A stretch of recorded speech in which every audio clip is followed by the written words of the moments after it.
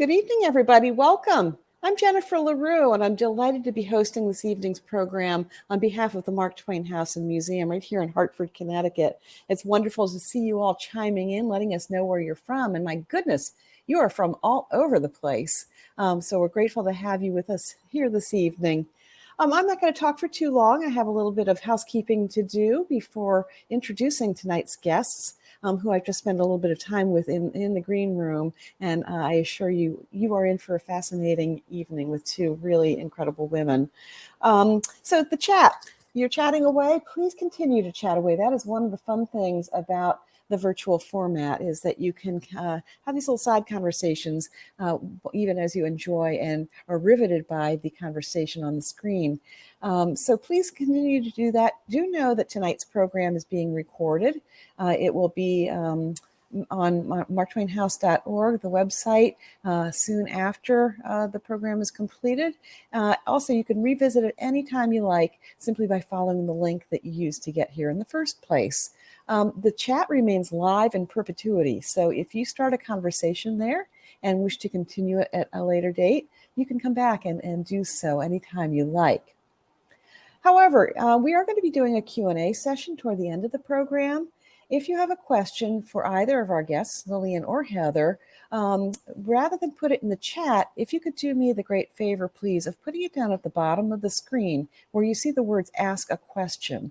That will make it much more likely that I will see your question. And also, you can check questions that other people have asked and see if you have the same one. If you do, you can upvote it, and that moves it up toward the top of the pile. So please keep an eye on that, and please keep those questions coming. And we'll get to those about 2/3 of the way through the program tonight. While we're looking at that part of the screen, if I could ask you just to raise your gaze a tiny bit and see that long green bar that says "Your support is vital." Click here to donate, and all donations will be split evenly between the Mark Twain House and Museum and our co-sponsors of tonight's program, the Charter Oak Cultural Center, our dear friends here in Hartford. So know that anything you're able to share by clicking that green button is deeply valued by both organizations and put to very, very good use indeed, again, by both. So anything you can do to help there is most appreciated. In the chat, if you go to the very top, and I'm sure that one of my colleagues, Jacques or Alice, who are both here from the museum this evening, will repost it. There's a link through which you can purchase your very own signed copy of the book that we're talking about tonight, Woman, The American History of an Idea. This is the 16th book by Lillian Faderman, I've just learned. What an accomplishment. And this book is getting fantastic reviews, and you're going to learn a lot about it tonight. Know that okay, we know you can purchase this book elsewhere, but if you you make your purchase by clicking that link, first of all, you do get a signed copy. And second of all, you know that your purchase supports the Mark Twain House and Museum. And thank you, Alice, for reposting that link so everybody can see it freshly. So before I introduce our guests, I would like to thank our sponsors. First of all, again, our co-sponsor for tonight, the Charter Oak Cultural Center. Jacques has posted a link to their website in the chat, so you can go there and check on their activities and perhaps take part in some of those. All of our virtual programs, including this one this evening, are sponsored by the Wish You Well Foundation and by Connecticut Public, WNPR, our media sponsor. Very grateful for that support. And this program is produced in part with support honoring the legacy of Frank Lord. Frank was a very much beloved trustee of the Mark Twain House who passed away last year. And I know that the museum is delighted to honor his memory through these programs, which he would have loved. If you enjoyed tonight's program, perhaps you'll want to join us for another one. So check out marktwainhouse.org, go to digital offerings, and see what is coming up. Also, you'll see information about an increasing number of live and in-person programs that the museum is offering. So if you are within driving distance of the Mark Twain House, you might want to check some of those out. So with no further ado, I'd like to introduce our guests tonight. Dr. Heather Prescott is Professor Emeritus of History at Central Connecticut State University. Her research and teaching interests include U.S. women's history, history of medicine and public health, history of childhood, and disability history.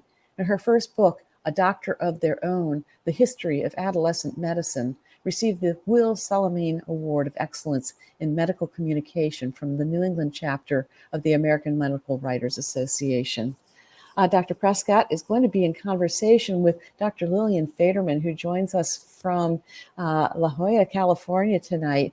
She's an internationally known scholar of lesbian and LGBT history and literature, along with ethnic history and literature. Her previous books, and I've mentioned that she's written 16 of them now, The Gay Revolution, was published in 2015, and a Harvey Milk biography in 2018.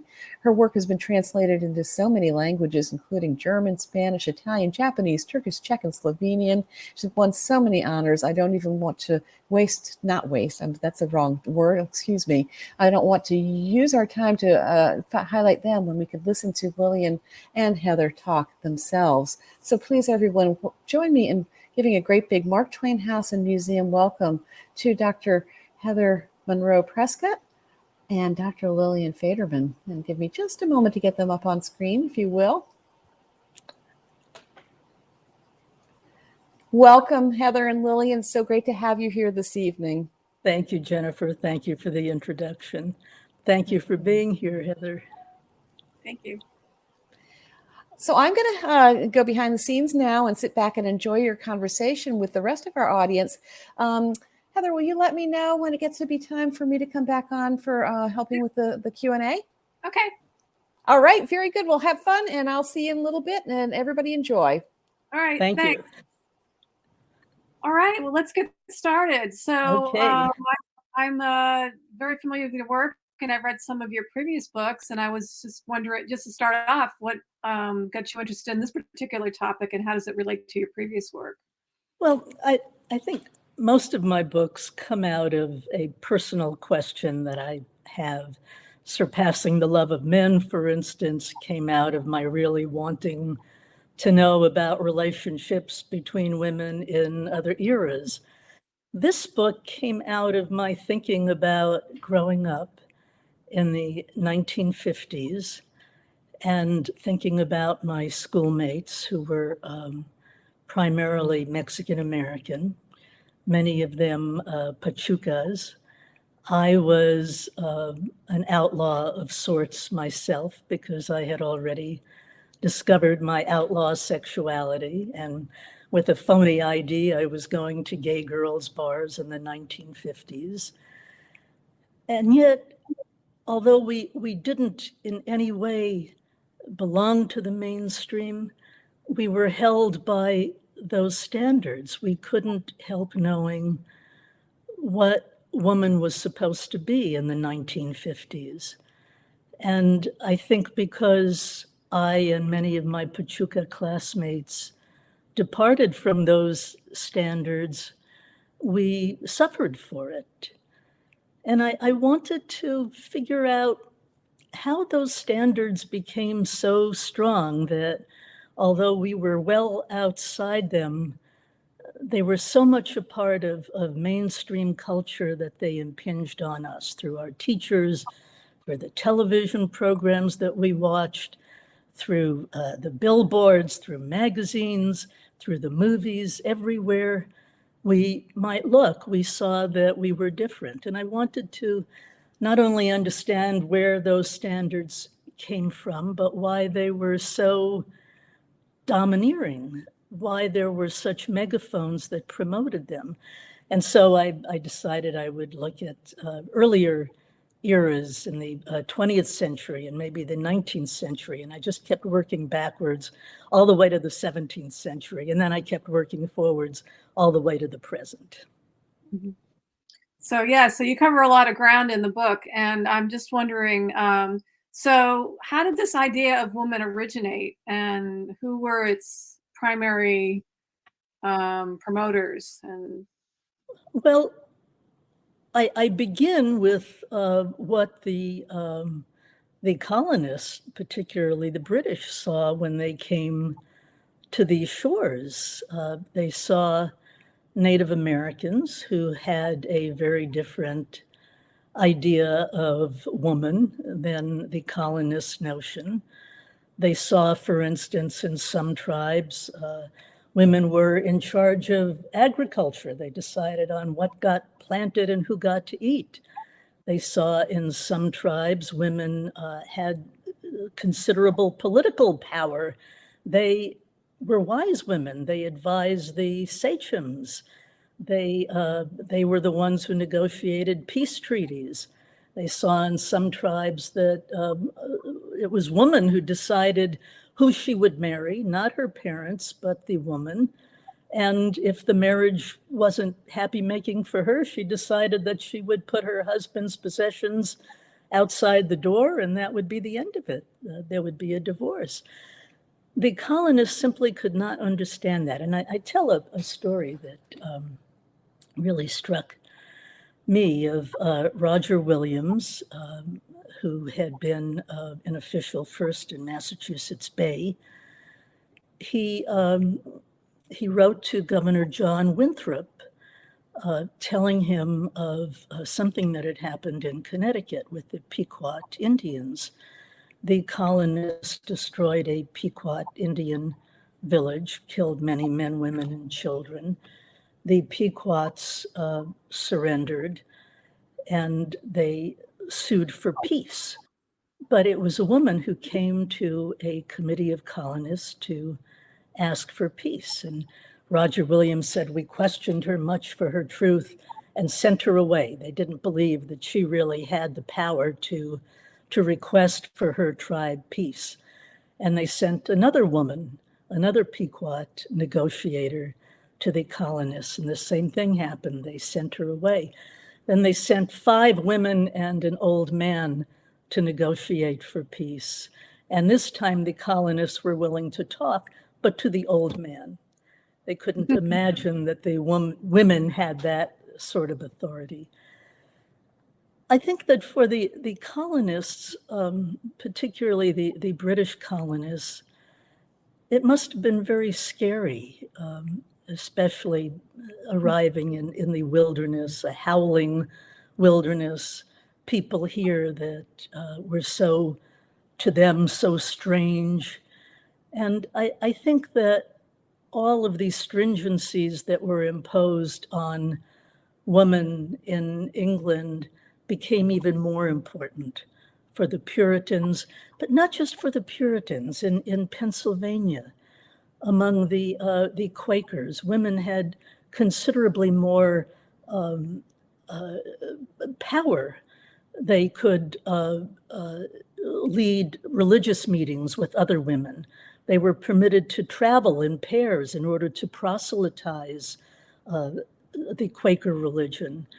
But when it came down to it in the marriages, they were as powerless as the Puritans. They were still under subjection of the femme couverte laws, which meant once they married, they lost all power over their property that they might have inherited. They were not the ones who got to say what happened with their children or where they would live. It was the husband who had that power. In New Amsterdam, which was a colony that was under the jurisdiction of the Netherlands, women came initially with more power than they did in Massachusetts Bay, for instance. They could run businesses. They had some legal standing. They could plead their own cases in court.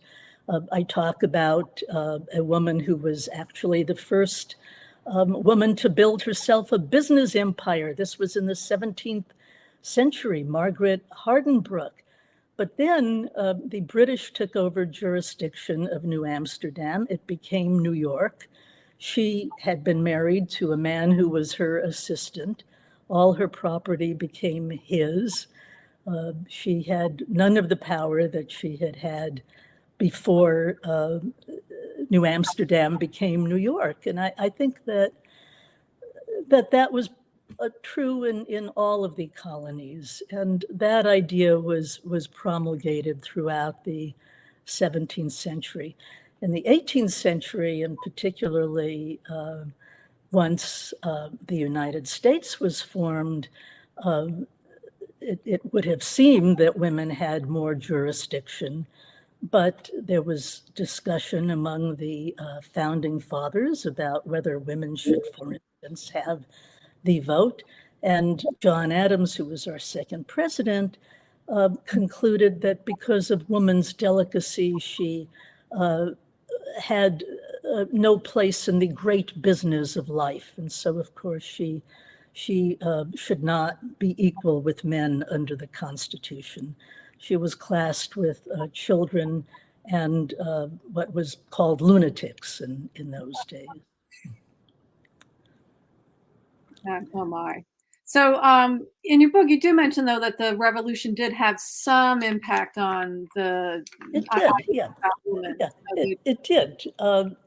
For the first time, as one woman wrote in a letter that I quote, women began to think nationally, she says. They formed groups such as the Daughters of Liberty. They were really very interested in boycotting British goods, and they did that. They boycotted tea, of course, but even more than that, they refused any British imports. They took up spinning and weaving yet again, even those who lived in cities and could buy imported clothes from Britain. They took up spinning and weaving so they wouldn't be dependent in any way on the British. They formed other groups, such as a woman by the name of Esther Reed, and I found this story so moving.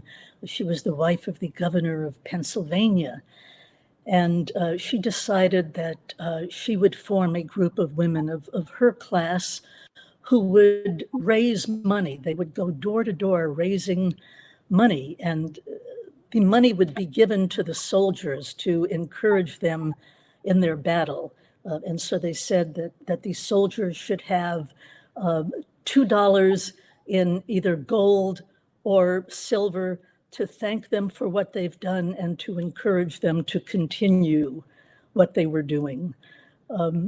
She is the wife of the governor of Pennsylvania. The governor had also been the aide-de-camp of General George Washington. She went to George Washington and she told him what the plan was, and he said, no, you women don't understand. If we give the soldiers this money, they'll spend it on liquor, they'll get drunk. What they would be much more appreciative of, and it would be much more appropriate, if each woman bought linen with the money and made shirts for them. And in the shirts, they could embroider their names, sort of a flirtatious gesture, I guess. And that's what happened. The women's incentive, their enthusiasm for doing it their way was really discouraged by General George Washington.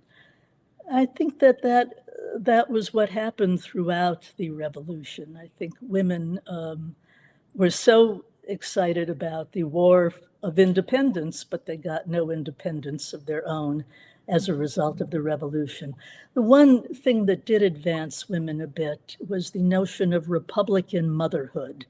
And what that meant is that women should be educated in order to educate their sons, who would be the voters and who might even someday be the president of the United States. And so all of these schools were started, and for the first time, on a large scale, women were educated in the new United States.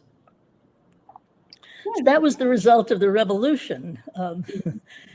But there was also something interesting that came out of the revolution. So a new country had to be built, and it was men who, as John Adams said, were suitable for conducting the great business of life. So men had their tasks cut out for them. What were women to do while the men conducted the great business of life? Well, what the pundits said, usually the men with the megaphones, such as preachers, for instance, or men who wrote for the major magazines that were cropping up in the late 18th, early 19th century. What they said is that women were so much better than men morally. They weren't driven by these uncontrollable appetites. They were purer than men, and their job should be to help men be better as human beings, as moral people. What was meant, of course, is that they should help their sons. They should raise their sons to morality. They should teach their sons not to be greedy, not to be profligate, not to be drunks. The women took this very literally, and for the first time, they started these major organizations that became national organizations, such as moral reform societies, for instance. They crossed the thresholds of their homes to start moral reform societies, by which they meant to end prostitution. They invaded houses of prostitution, singing hymns to the customers to remind them that they needed to be in church. They petitioned the legislatures, saying that innocent women needed to be protected against men who seduced them. And it actually became laws in many states that the seduction of a virgin would be punished by fines and even time in jail. Women formed temperance societies that became national. Long before Carrie Nation in the early 20th century, they invaded saloons with hatchets, and they broke barrels of liquor, and they scared customers away. I think what was so interesting to me about discovering the history of women crossing their thresholds for social betterment is that eventually it became one of the early paying professions for middle-class women.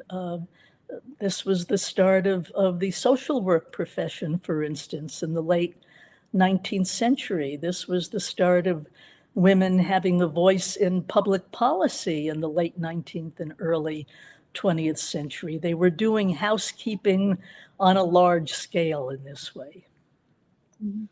Yeah, another profession that you mentioned is the teaching profession, where and locally, Catherine Beecher was one of the ones who promoted the idea that women needed to be educated to educate their sons, but their talents as educators should be extended to the classroom as well. Yes, in fact, Catherine Beecher was had her first school in Hartford, Connecticut, the Hartford Female Seminary.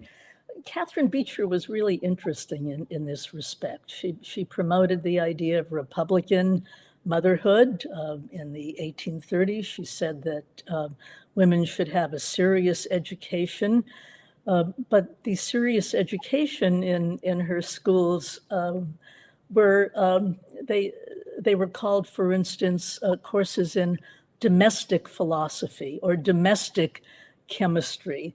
And she emphasized always that women would not go out into the world and use their education, but rather they would help their sons be better people, or they would run the house better because of their education.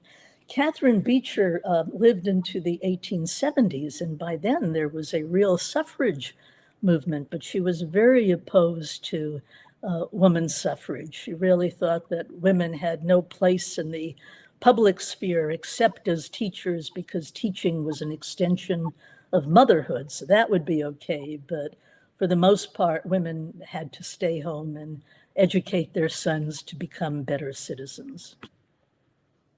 Now, at the same time, there were other women educators who had a bit more ambitious, or not a bit more, but quite more ambitious. Yes, a lot more ambitious goals. One was Mary Lyon, who started what became Mount Holyoke College. It was first the Mount Holyoke Female Seminary. She was very revolutionary. She wanted to train teachers in particular, but she said she wanted them to go to places where others dared not go and do things where others dared not do. For her efforts, she was castigated in the press. There was fear that women would become manly, would forget their domestic roles. I think that all of these early pioneers in education, such as Emma Willard, and then eventually, of course, women who became presidents of women's colleges, such as M. Carey Thomas, they all suffered by being called manly or unsexed or Amazons. And that was often one way to control women, to put them in their place by talking about how they were taking on the role of men by demanding an education, trying to educate other women. Even in the early 20th century, women's colleges came to be called spinster factories by those who hated the idea that women were getting educated to take jobs in the world.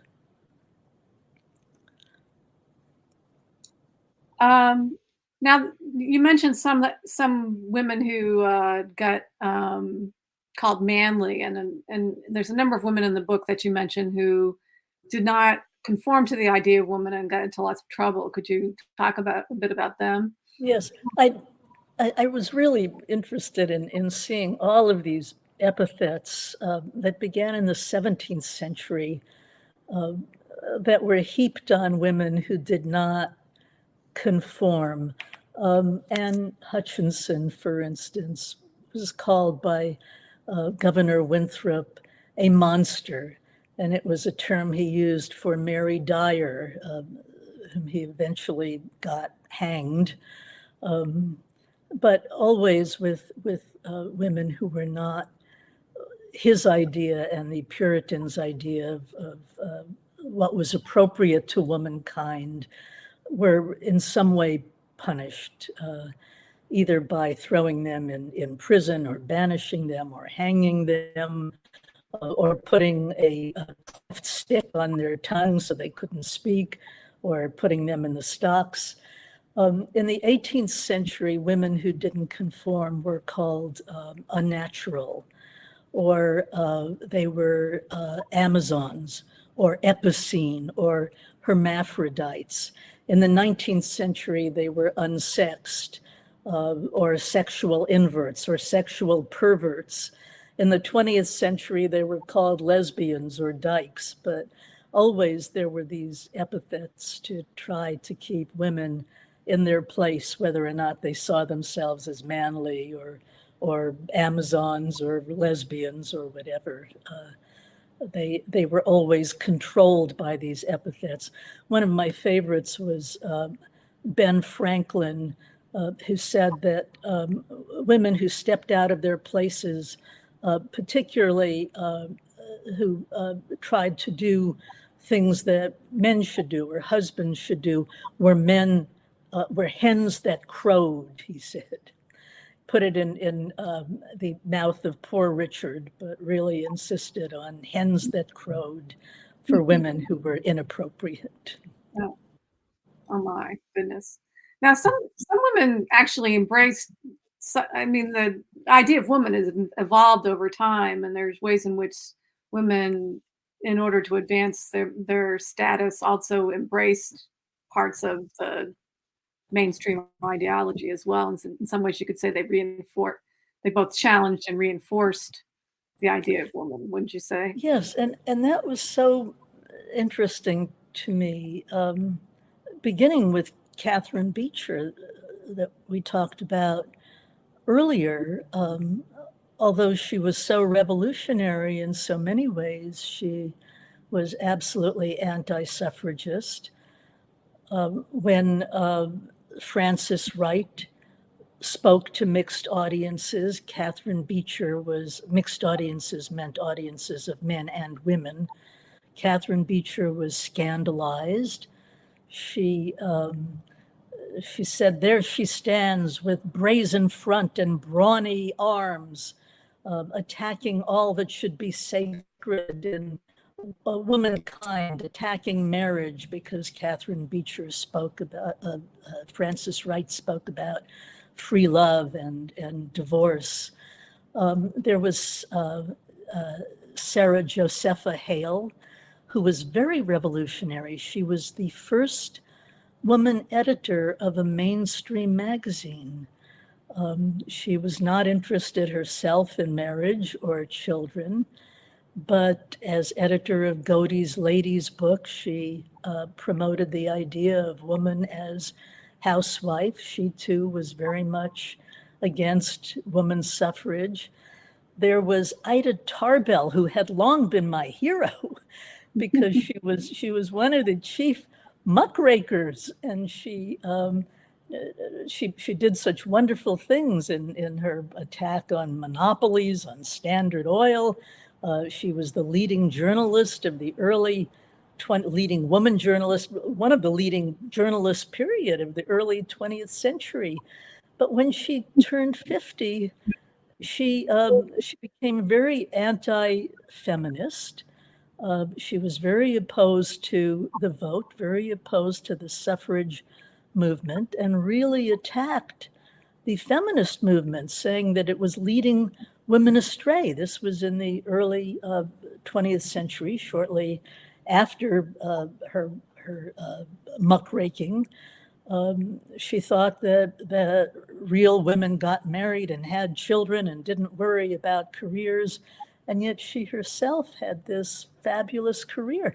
And I trace this tendency throughout the 20th century.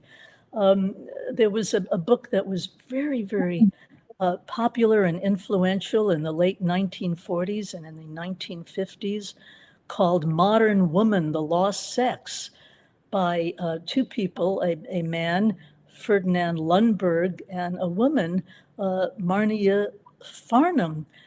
Farnham was a psychiatrist, one of the few women psychiatrists in the country.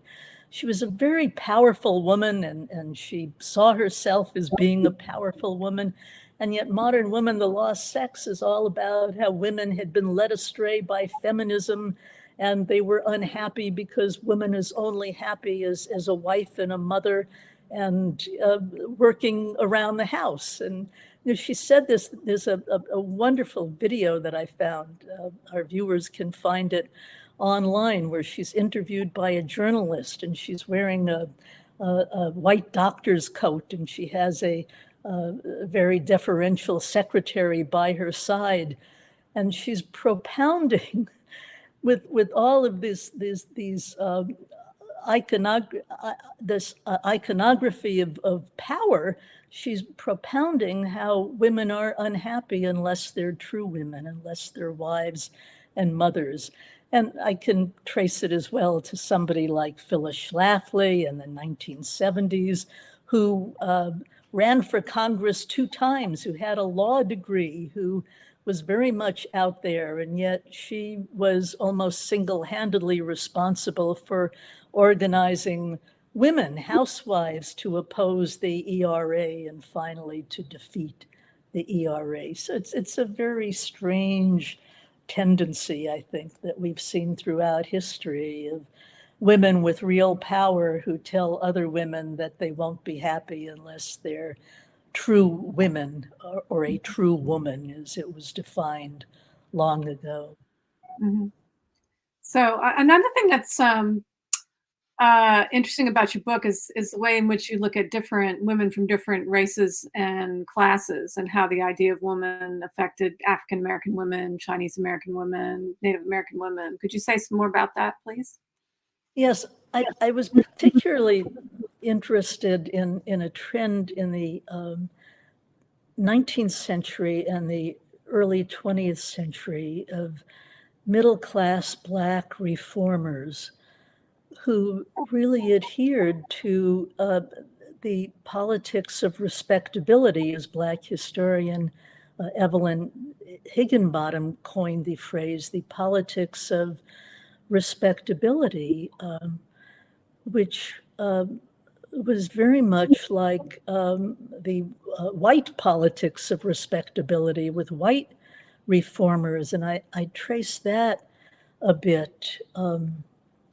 For instance, in 1837, free Black women in New York surrounded a slave catcher who was about to catch two enslaved men who had escaped, and they beat him up, which would sound quite wonderful. But the editor of one of the first Black magazines in the United States, Samuel Cornish, wrote an article about it saying, shame on these women for their unwomanly actions, and their husbands needed to control them more. Women had no business in the street behaving that way. And I trace that tendency. For instance, in the late 19th and early 20th century, there was a move in northern cities to help young Southern Black women who had come north to find work. And there was real fear that they would fall into prostitution. And so I talk, for instance, about a Black middle-class reformer by the name of Valerie Earl Matthews, who started a home that she called the White Rose Home for Negro working class women.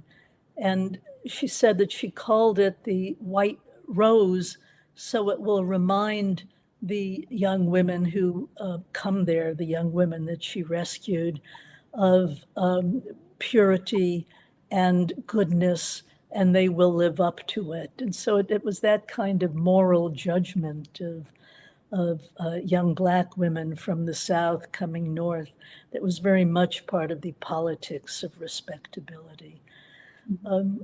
I think there are many interesting stories that I tell of Black women and how they also diverge in terms of the women's rights movement, for instance, from the white women's rights movement.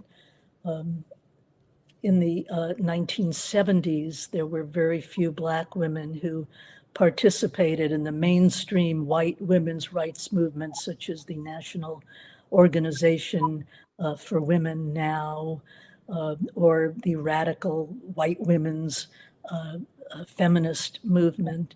They started their own movements, such as the Combahee River Collective, and Black women activists pointed out that they couldn't have the same goals as white feminists because white feminists were rejecting white men, rejecting men in general.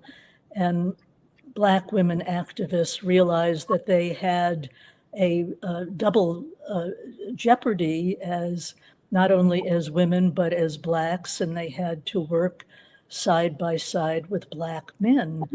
So their goals were not just feminist goals, but anti-racist goals as well. And there was a significant divergence in the two movements.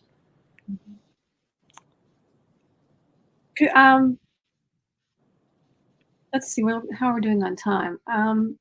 We still you trace the idea of woman throughout the last 400 years, and we've come a long way in terms of changing ideas about women, but we still get this stuff that comes up like in the past. Always, constantly. Just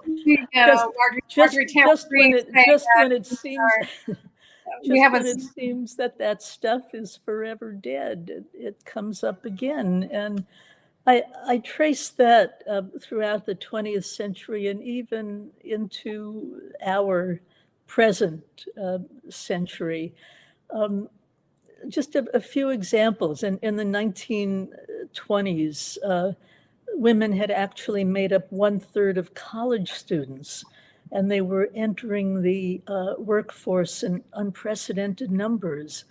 And then the Depression came along, and there was a real move to get women back into the home, to quit their jobs, to go home again, to to leave the jobs to men. Norman Cousins, who was a major pundit of the 1930s, wrote that he said there are about 10 million unemployed men, and there are about 10 million women in the workforce. Fire the women who shouldn't be working anyway, give the jobs to the men, and miraculously, the end of the Depression. So that was the kind of attitude towards working women in the 1930s, this move to send them home. Women were really on a seesaw. In the 1940s, of course, there was the Rosie the Riveter story that we know so well, the move to get women back into the workforce to help the war effort. The war is over in 1945, and again, the seesaw, the move to get women home again, the happy housewife image, the move to, well, that's where Lundberg and Farnham come in with books such as The Modern Woman, The Lost Sex, the move to convince women that they were on the wrong path, trying to find careers or move into the workforce, not getting married when they were young. And then the feminist movement comes along in the 1960s, the 1970s. Again, women go out into the workforce, they go to college, they get themselves educated. In the 1980s, there's another movement to return women to the home. I love some New York Times headlines that I quote, but it wasn't just the New York Times, it was ubiquitous. One was, young women say they prefer family to careers. Another one was, professional women do go home again. And I think that a lot of women were quitting their jobs because they were realizing, as Arlie Hochschild said in her wonderful 1989 book, that they were working a second shift, which meant that they worked all day at a job and they came home and then they worked well into the evening in their housework, because men were not expected to take an equal part in housework.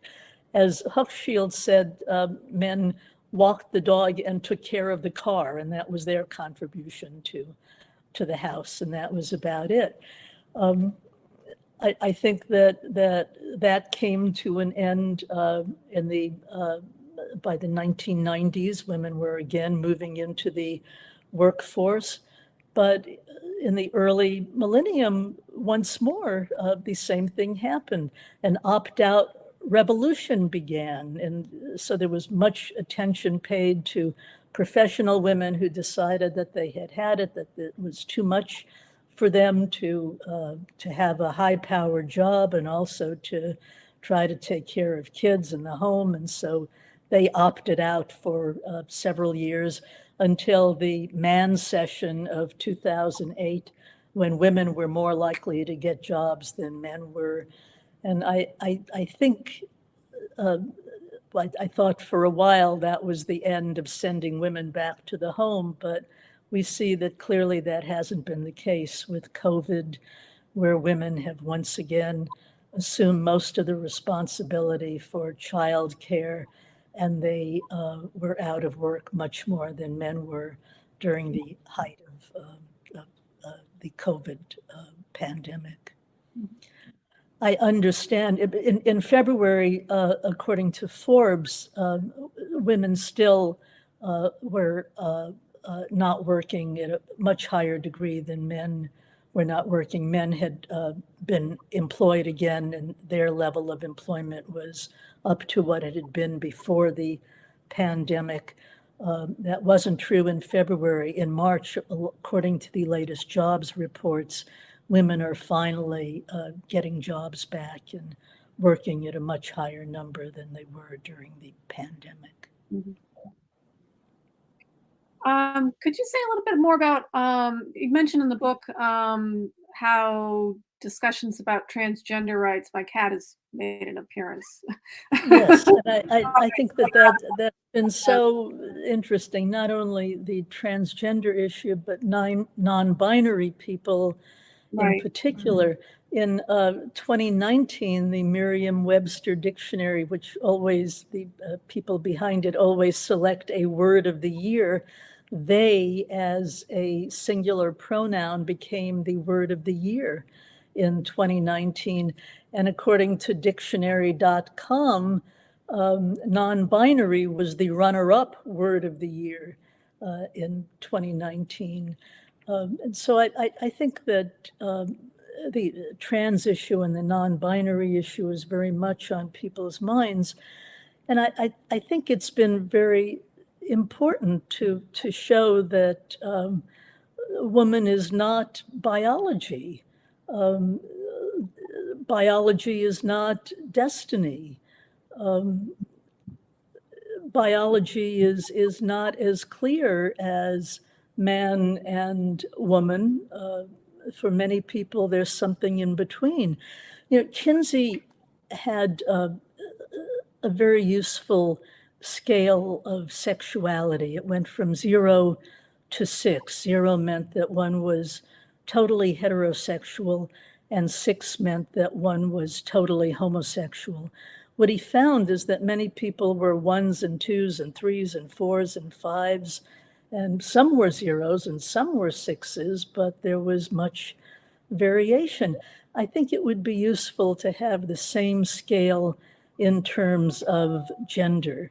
There are certainly some people who consider themselves absolutely masculine and they would be 0, and others who consider themselves absolutely feminine and they would be 6, and yet there's much in between. Many of us fall somewhere other than 0 or 6 on this hypothetical gender scale. And I quote an interesting Pew poll, this one from, I think also 2019, interviewing people from Gen Z, that is people who were in their teens or early 20s at the time. Something like only 1/3 of the men interviewed would be on my hypothetical 0 scale. That is, only 1/3 of the men said that they were absolutely masculine. And only 1/4 of the women would be 6s on my hypothetical scale. Only 1/4 of the women in 2019 Gen Z said they were absolutely feminine.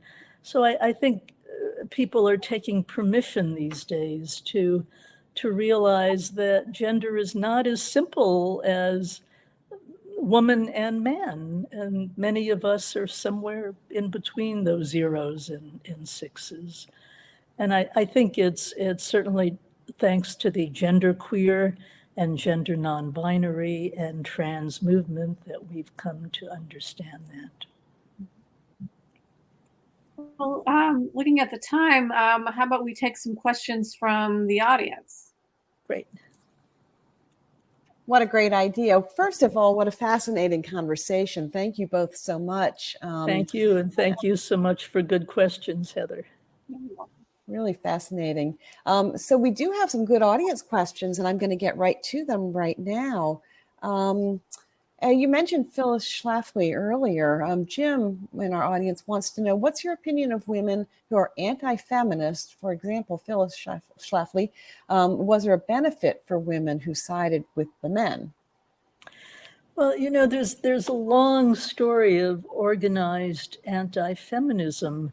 Phyllis Schlafly was certainly not the first person to organize an anti-feminist movement.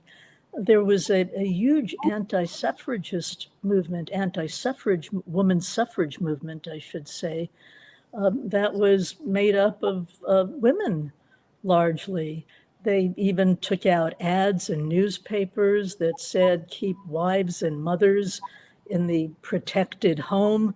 We do not want to bother ourselves with politics. We don't want to learn what you have to learn in order to vote. Women do not want the vote. It was a national anti-suffragist movement, and it lasted practically up until the time that women got the vote. They simply did not give up. And I think many of them hoped that they would be able to rescind the vote. Is there a benefit?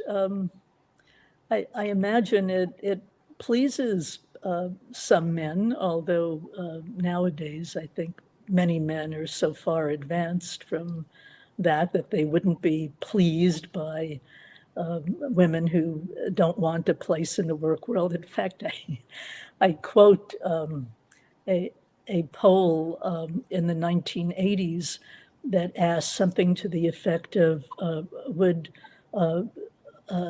families be better off if the wife stayed home and the husband worked? And slightly more women than men said, yes, families would be better off if wives stayed home and husbands worked. It was so interesting to me that slightly more men did not want wives to stay home. They wanted that double income. Fascinating. That's an interesting, glad you brought that up. Thank you for that. Susan Gilmore says, can you comment on the hype around professional women's fertility crisis in the 90s? Yes, not only fertility crisis, but I think it was about that time too that there were articles being published that said things like, if you're not married by the time you're 40, your chances of ever getting married are less than your chances of being attacked by a terrorist. Oh, right. And I think there was just all sorts of attempts to remind women that they have to be traditional women, that they have to get married, that they have to have children, and it lasted well into the 1990s. And as I said, the opt-out revolution of the early millennium, again, reminded women that a woman's place is in the home. I quote an ex-lawyer who was ready to make partner, and she belonged to a group of women who were happy mothers, she said. And they were all ex-lawyers with educations, degrees from Princeton and Harvard and Yale. And she said, we can finally admit that we can choose a place where we're happy being housewives and mothers and feminine. And I think it's natural to woman to want that. And this was in 2003. So there was certainly that kind of pressure even into this millennium to want to return to older notions of woman. Wow, that's really interesting too. Everything's so interesting. Thank you for that. Let's see. Susan also wants to know any predictions on when or if we'll see a woman president, and what sort of candidate and campaign would this entail? Thanks, Susan. That's a good question. I talk about Hillary Clinton's campaign, how even in this millennium, she was attacked for not being womanly enough, and how smart Kamala Harris was for making it clear that I think she says at one point, I've had many roles, many titles, but my best one is Mamala. Just reminding people that, yes, she's a hard driving woman. She's a huge success, but she hasn't totally left the role of a woman. So the interesting question is America ready for a woman president? I was so heartened at Joe Biden's State of the Union address to look over his shoulder and see the Vice President of the United States and the head of the House, two women, for the first time in history. Right, wow. Yeah, just absolutely fantastic. And now we have 4 women on the Supreme Court, which breaks the records for women's representation there. We have, I think my last count, 1/3 of the states have or have had a woman governor.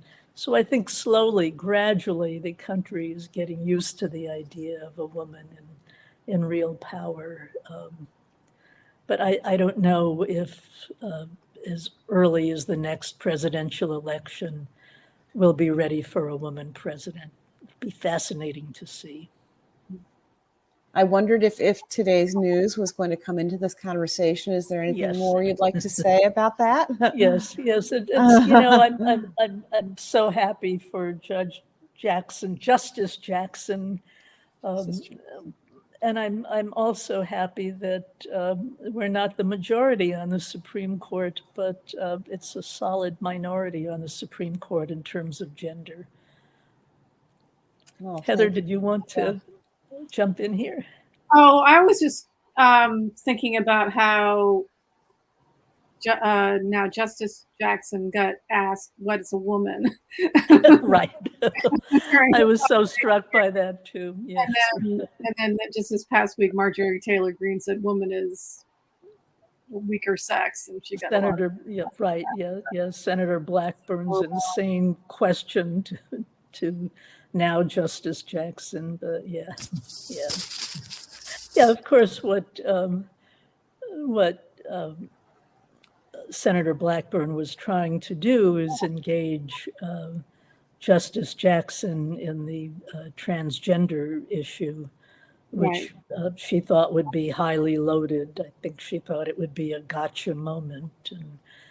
And Justice Jackson very rightly pointed out that since some of these issues are likely to come before the court, she could not speak about them. Now, in the questions area, Jenna has asked what is a fairly complex question. I'll throw it out to you, and I'm going to leave it to you whether you'd like to answer it here or perhaps put an answer in the chat after the program is ended, Lillian, because the question is, I was wondering if you thought the mistakes of and damage caused by modern-day trans exclusionary voices claiming feminism are directly influenced by a dogmatic veneration of the earlier generations of feminists. Was this possibly compounded by their lack of understanding of the informational vacuum that LGBTQ plus folk then had regarding all of us due to lack of study and deliberate destruction of information, such as the Nazis' destruction of Institute for Sexual Wissenschaft, for example? It is a complex question, and I'd be happy to answer it in greater detail.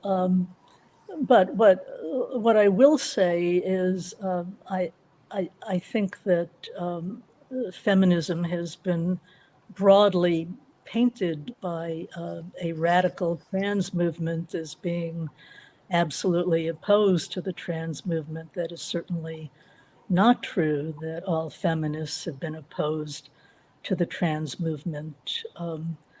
I think even the women's music festivals of the 1970s and 1980s have often come up as an example of that. But that's too painting with a huge brush. I don't think that was always the case in women's music festivals. I think that many women were open to trans women and certainly trans men at the women's music festivals. The trans issue is a very complex one, and I'm happy to talk about it at much greater length. If the person who wrote the question would like to write me, we can discuss it much more. That's very generous of you. Thank you. Thank you. So we're just about out of time. I'd just like you each just to say a little bit about what's next. What's the next big, I don't know, challenge, obstacle, goal? What can you just talk about? What's the next thing in line? Well, that's an interesting question that I address at length in the epilogue to my book.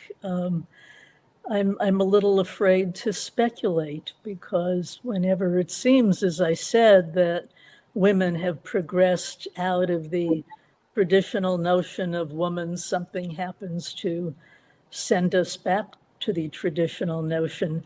I present a sort of dystopian scenario at one point in the epilogue, and that is that it's been discovered by a number of medical pundits that the male sperm count has dropped by a huge percentage since the 1970s.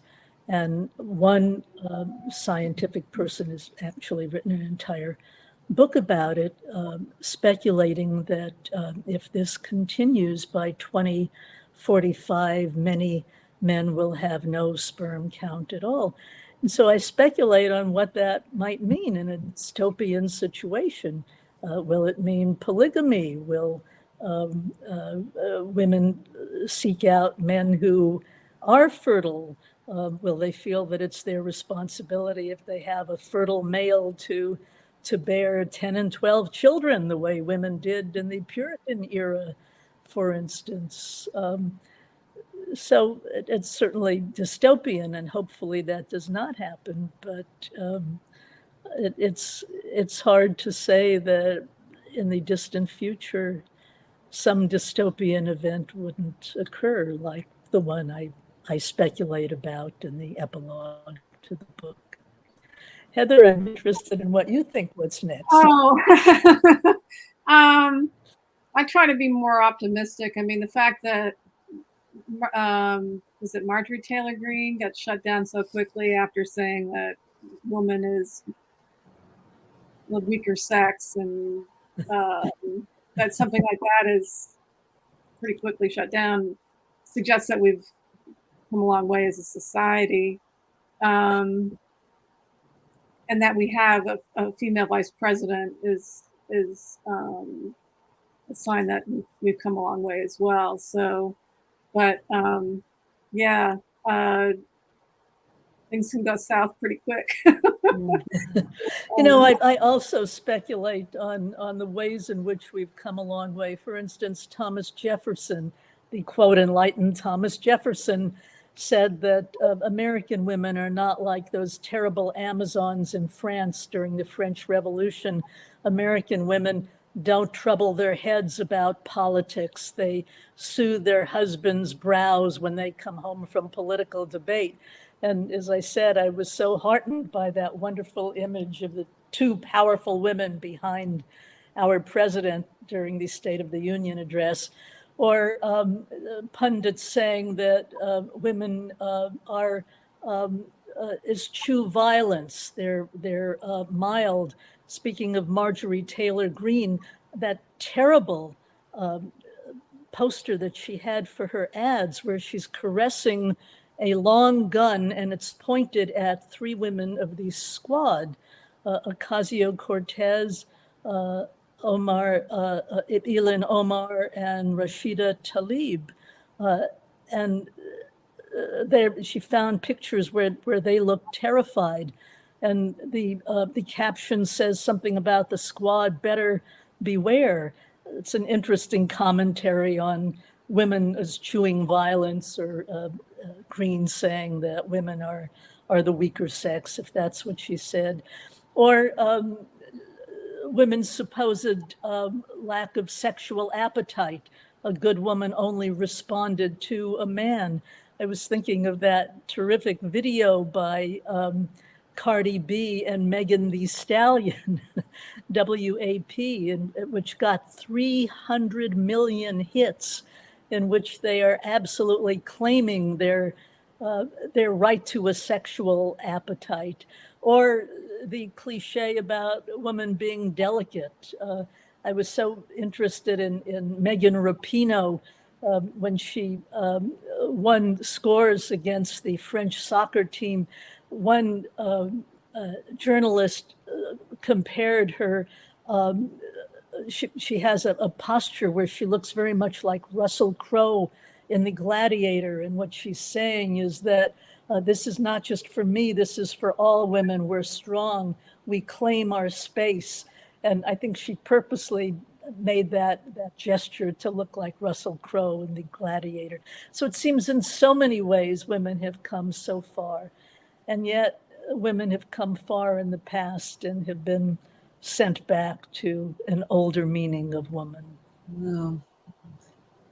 We could go on all evening. Yes. I mean, if I had one more minute, I would ask you, I'm going to ask you anyway, about the New York Times editorial, I believe it was today, saying that we need new rules for heterosexual sexual interactions because the editorial, and I can't think who wrote it, but she was saying that outside the heterosexual world, the boundaries are different apparently, but within the current heterosexual world, a lot of weird things are happening, particularly to women who go out there, and the boundaries have shifted. And so these violent kind of I wonder if that's the same editorial I read a couple of weeks ago about how it's not enough just to give consent because consent could be coerced. Right. Is that the Oh, was that editorial old? I'm you so think? sorry. I only saw it today, so I don't know how that happened. Yeah, But yeah. So yes, that's exactly the point of it. That Yes. consent doesn't necessarily mean what we think consent means. Yes. Right. Well, I have to say, I'm going to give kudos to our audience. There's been a fascinating exchange in the chat. People really sharing ideas and helping one another out. And there's an email in there, perhaps, Lillian, that you might be able to go back and look at to talk further about the question that Jenna presented. But our time is way past now, and it's a sign of a really good conversation and a great evening that we don't want to stop even at 8:07, but I think that we're going to do that in hopes that perhaps you'll both come back and do this again sometime. Yeah. Thank you. Thank you so much for hosting, and thank you so much for having a conversation with me, Heather.